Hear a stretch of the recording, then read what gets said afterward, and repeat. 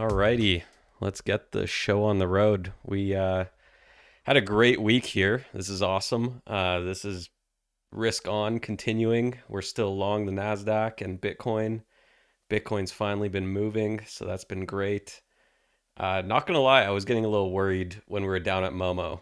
That that was telling me, okay, hold up, like growth in our system is slightly rolling over. Is Bitcoin front running a slowdown, like a growth slowdown over here? That's what I was thinking when we were down at Momo, but clearly that's not the case. So that's good. No. Yeah, I mean, we were down to like the pennies here trying to hold it, and we did. And Momo held, and we rotated right up through mid vamp and right up to upper vamp. Kind of a solid and clean move, to be honest. A lot of people caught off guard just by the speed, I think, of this move. Not so much that Bitcoin's at 120. It's just 4 or 5 days ago we were at 10, 110, and these aren't historically large moves for Bitcoin, but they are surprising given the tight ranges we've been trading in the last couple of months. We basically started this range where Bitcoin was tied between 125 and 110, and we spent a lot of time really flirting with the 125 area, and then we gradually fell to 110, gradually tried to float back up to 125, peaked at 118, floated back down to 110, and then, like I just said, rapidly back to 120. So I think this is just has a lot of people off sides. Yeah, this is a good confirmation now that we really are in full blown risk on at the moment. But like, I think it's really important now that we're at all time highs. Bitcoin's going as well. Equities are at all time highs. I think it's really important during these times to start to look at what are the things that can catch the market off guard. What is something that we need to look at to see, okay, is this going to progress, or is something going to happen and the market's going to crash very quickly? Because we've run up quite a bit here. We are getting pretty extended from Momo. So it's really important to look into these questions. And what I've been thinking about lately is we have our theory with the melt up and how there's high productivity and the Fed is going to be forced to cut essentially as labor weakens, but productivity remains strong. And that's going to drive inflation up, which is what we've been seeing with um, the inflation swaps. But now inflation swaps are actually starting to roll over. They're still fairly elevated, so I don't think it's really a cause for concern yet. But we are seeing them starting to roll over now. And that's also happening while our growth metric is also rolling over. So I'm wondering, is there some shift happening beneath the surface that the market isn't quite picking up on just yet? Yeah, I mean, obviously the swaps, like in the expectations via swaps, right? So just inflation impulses on a very high level rolling over, or at least gradually ticking lower, is welcome news, right? Because it's just a signal that, look, a lot of people get a little spooked when inflation expectations fall, because the speed at which they fall can mean two different things. Gradual reduction in inflation expectations are typically not bearish, but when they crash, kind of like what happened last summer when the unemployment rate started just ticking up consistently month over month, and swaps went from, in May around 2.5 all the way down to like 2.25 in September. And that was a rapid, you could just see it on the chart. It was a rapid decline. And that spooked the market because in deflationary environments, which are typically recession, right? You end up having a situation where um, inflation impulses get smoked because of demand, right? Demand's getting smoked. And that's not bullish, that's bearish. So inflation expectations falling, which typically happen in a recession, is not bullish. But if inflation expectations fall and growth is robust, you have somewhat of a risk on regime there. And obviously, the big concern now has been the Fed's in easy territory, right? If we look at our impulse gauge here, the Fed went back into easy territory after Liberation Day, and the Fed has stayed in easy territory this entire time. So pretty much the Fed's been accommodative to this current macro situation for 5 or 6 months now. And that would make sense, except, in an environment where growth was constrained, but growth is not constrained. So the Fed is actually, call it stimulative, in an environment where growth is running perfectly fine. Now, you brought up something a couple minutes ago about what could derail the market. And obviously, the first thing would be we're supposed to get jobs numbers tomorrow, but we're not going to.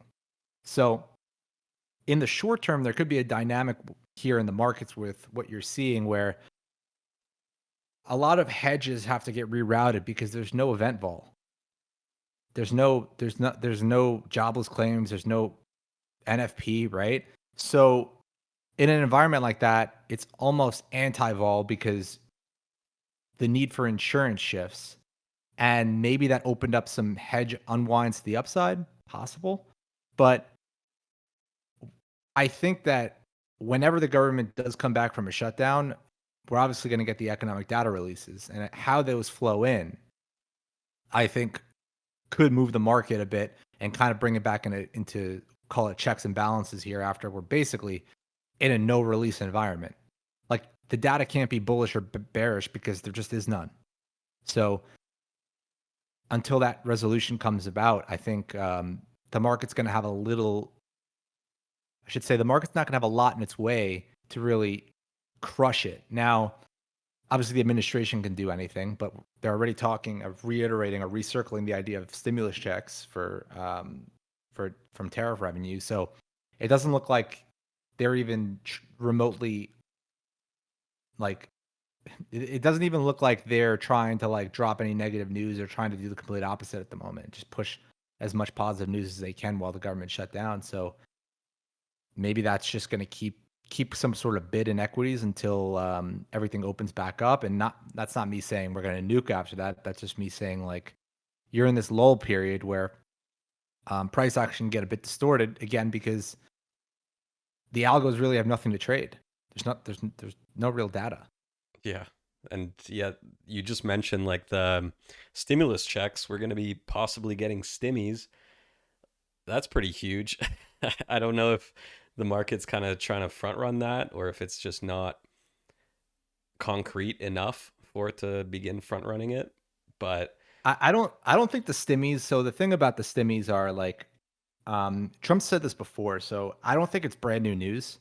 It's not market's not figuring this out today for the first time. It's also not proven that it's going to happen.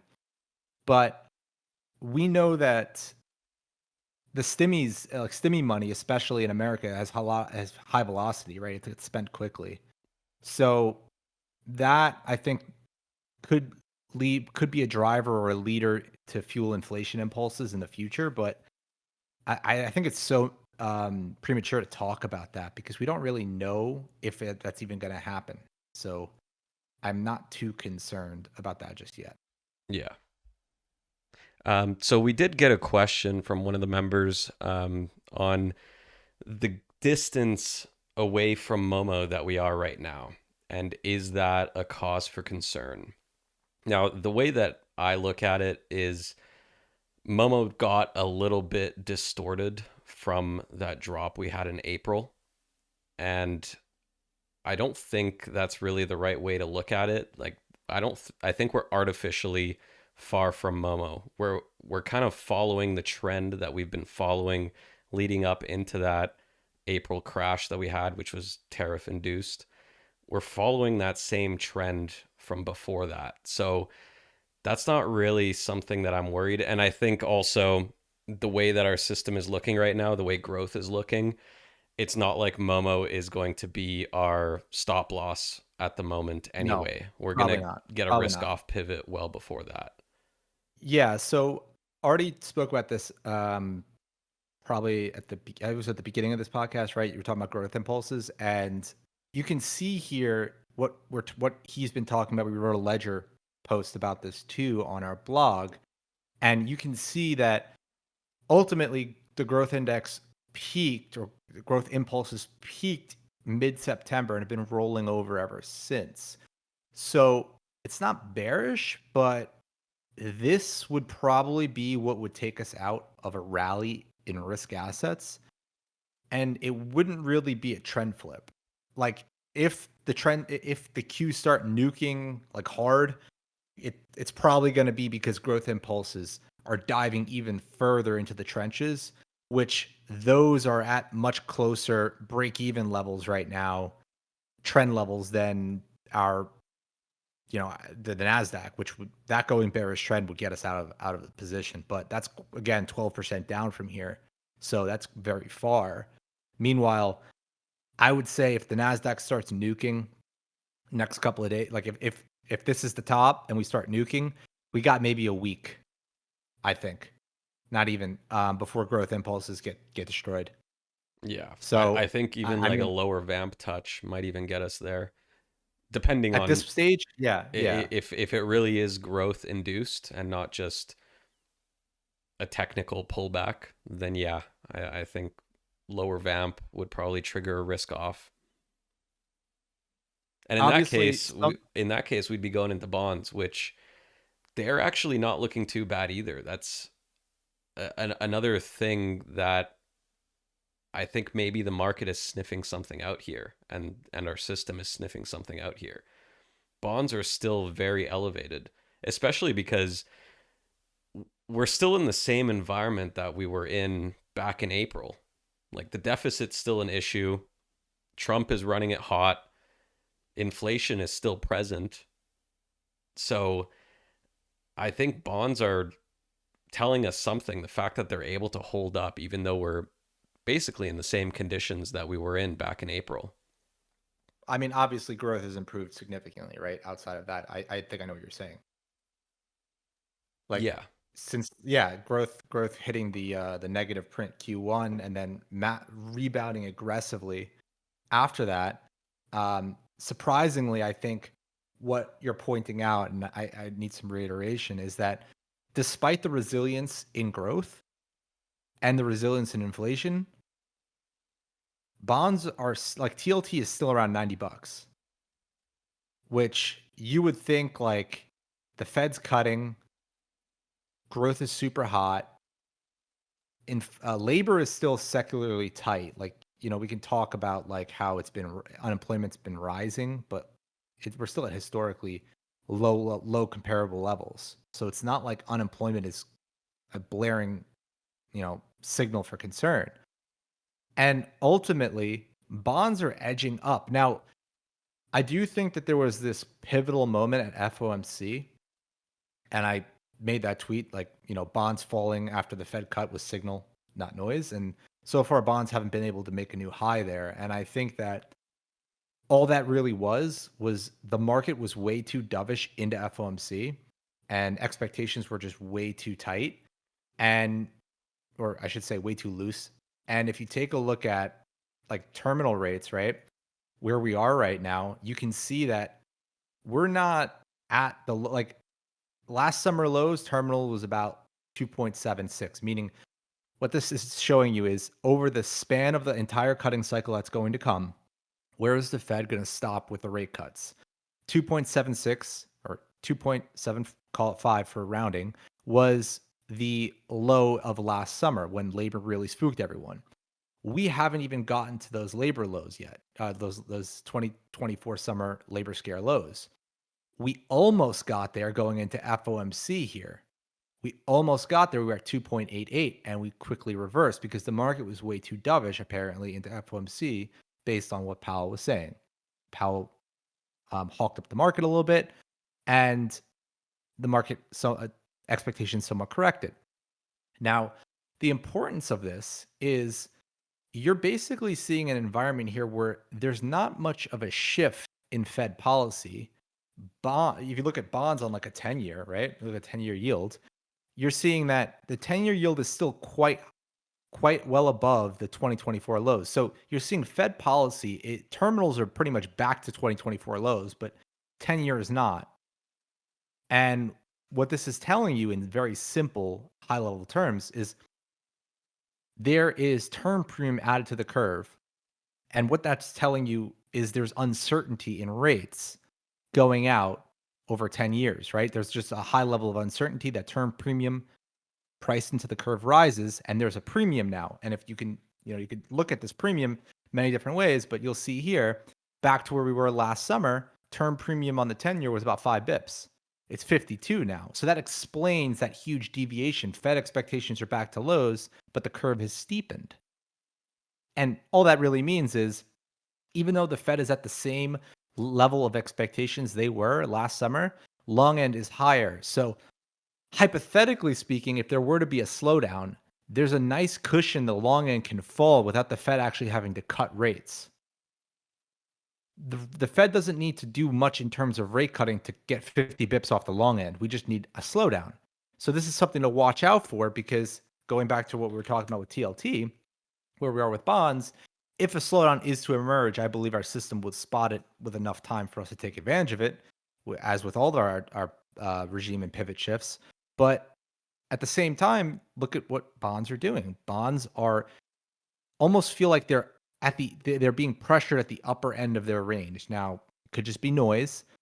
I do think that for it to really get moving, we got to take out the FOMC day high and really start moving. But until, the fact that we're not completely unloading here is probably some sort of start to a small signal. Yeah.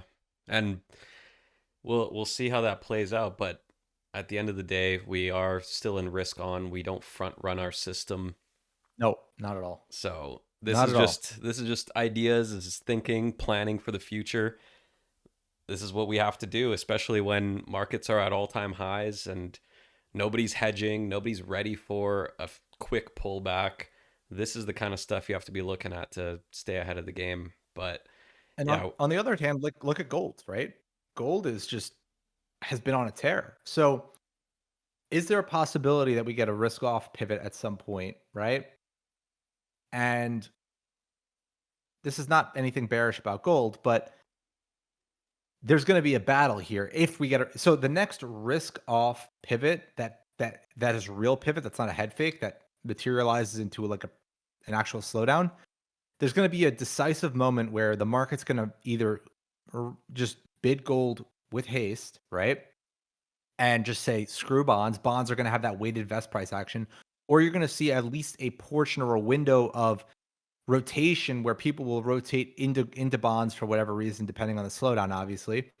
And that, I think, is going to be the key, because right now bonds are bullish, but they're not too far away from Momo. Like, gold is really gold's obviously very deeply in a bullish trend. So bonds can unwind here if they want. If we can't hold 89 on TLT, we could go down to Momo. Then at that point, doors are open for possible bearish trend. And how this trades will be indicative of whether this will start taking market share from gold in a risk-off rally. If bonds are strong and they're really, and they're just showing resilience, gold has been like the last resort at the moment. For the last year and a half, instead of buying bonds, you buy gold, right? That's what the play has been. And that rotation, if it were to happen, would be something to watch for. Obviously, we'll be long either bonds or gold, depending on the structure of the slowdown. But either way, I think that's going to be an important pivot to watch here if we do see that slowdown materialize, which again is we're just thinking ahead here. We are not bearish. We are still max positioned. I mean, we're leveraged long NASDAQ at 3x and we're leveraged long Bitcoin at 2x. So we're not by any means saying that this is the end of the bull run. We're just saying, look, you have to always be looking at the market as a playing field and figure out where the next plays could emerge from, and just understand that the market's not going to just perpetually bid without a dip. And the question is as always with the market, are the dips buyable, or are they to be faded? In a risk off environment or a slowdown, you kind of want to fade the dips. They're just not as resilient. You don't get the constant dips to mid vamp or lower vamp that get rejected right away and rip and roar from there. You get more prolonged, even possible Momo touches and bearish trends. So you don't want to be max long in those risk off environments. And that's what we're just looking out for. If they appear, we'll adjust risk accordingly. But right now, I mean, even Bitcoin, right? Bitcoin's showing great signs of resilience. We're into upper vamp here. We could chill for a bit. We could rip either way. Um, as we like to say, as long as we're above the mid vamp, which is like the short term momentum level within our DDAP trading indicator, as long as we're above mid vamp, price is just the base case is all time highs. And we thought we were going to get that earlier last month. We faded. We held Momo, held trend. Everything stuck together, and it looks like we could be on a run here to see new all time highs now. Yeah. What I really want to see is growth expectations rebounding from here. That's what we're Yeah, that's really going to important. need for Bitcoin to get up to that 150K range. Yeah, I mean, if like that's the thing, right? So obviously, we were just speaking about the implications of where growth is going. Growth has to go into a bearish. Growth impulses have to go bearish for us to leave our risk on positioning. So neutral trends don't count. Just falling like this doesn't count. It has to go bearish. So obviously, you can only go bearish if you're below momentum. You can't go bearish in a bull trend. In the midst of a bull trend, you're not going to go bearish. You need the trend to shift on impulses. So for impulses to shift, well, we have a couple of factors here. Number one, like I said earlier, the government has been shut down, meaning there's a suspension of economic data. So when that window, when that shutdown is lifted, we're probably going to get a wave of data. And how that moves the market and impulses will probably be somewhat heightened because it's all coming down in a very short time frame, right? So we're not things aren't as equally programmed as I should say, and that may move the market on its own, or that may send growth impulses even lower. Either or, maybe it rips the market and nukes growth impulses, which if that is true and that happens, that's probably the perfect setup for us, where the market's rallying and growth impulses are falling apart. That would likely mean we're probably selling up near the upper end of the current rally's range, which would obviously is the goal, right? Sell high, buy low. Um, but if the growth impulses don't flip bearish, they stay positive, then you're just facing a typical, you see these happen where growth impulses will fall apart, rip again, fall apart, rip again. We could very well, rip from here and nothing with our positioning would change. So this is such an important monitor to keep your eye on because this can change within a matter of days. And you want to be able to, reposition accordingly and not get caught with 3 times leverage in a bear market because that's terrible. Yeah. All right. Well, But I do want to, I think we could. I, Is there something else you want to talk about? yeah, I do want to talk about commodities quickly because I did post some charts here about commodities, and I do want to mention that this is a very welcome development we've been seeing here, where commodities tried to break out late last month a couple times, and so far they're failing. Now, you guys at Market Radar, we're not inflationistas. We're not, oh, inflation you know, is how this is all going to end, hyperinflation. We'd rather have tame inflation and high growth. That's the most optimal environment for risk assets. We love risk on more than we love risk off. Risk on is our favorite regime. So commodities falling like this is a good sign. I'd say if commodities start rapidly decelerating, you're going to have that will likely cycle and feed into growth impulses. So if you're watching commodities, the failed breakout that, GSG not being able to take out 23 and a half is actually bullish for equities in a way because it's just showing that inflation expectations remain somewhat anchored. Same thing with the swaps, right? They're kind of falling. They're not really falling fast. They're not breaking out. This is a good setup, especially given the Fed's expected to cut and continue cutting. So the fact swaps are almost staying tame is a sign that policy right now is accommodative, but we may not actually be like too far gone. The Fed, it seems like the market's taking the Fed's current position as accommodative, easy, but not excessively loose or out of control. So that means that you're not going to have rapid shifts in market expectations where the Fed all of a sudden has to start pricing in, you know, zero cuts or significantly smaller amount of cuts for the next 12 months and things like that, which would really just put a constraint on expectations. So the fact things are somewhat stable is actually bullish. Just be careful here when you watch the swaps, when you watch commodities. You don't want them to really crap the bed. Kind of like what happened here on Liberation Day, right, where GSG went from 22 to 20 rapidly. That was very deep. That was very bearish. Risk assets were crap in the bed. People were scared. Deflation expectations were rising, right? With swaps, we were falling rapidly. So the way that the commodities fall and swaps fall are very important. Watch those. Make sure that if you're really tied to inflationary plays, um, these indicators moderating may take some steam out of the inflationary themes, but doesn't mean the bull market itself is over. So, Bitcoin can run regardless of what happens here. It's just some certain plays, certain commodity plays, sectoral plays, you have to just be careful with if swaps really and commodities themselves start rolling over. Yeah, as long as growth remains bullish, we don't need inflation. It's just inflation gets you that really fun risk on regime where everything goes up only if you have Oh both yeah. inflation and growth. If we only have the growth side of the equation, that's still okay. That's expansion territory. That's healthy.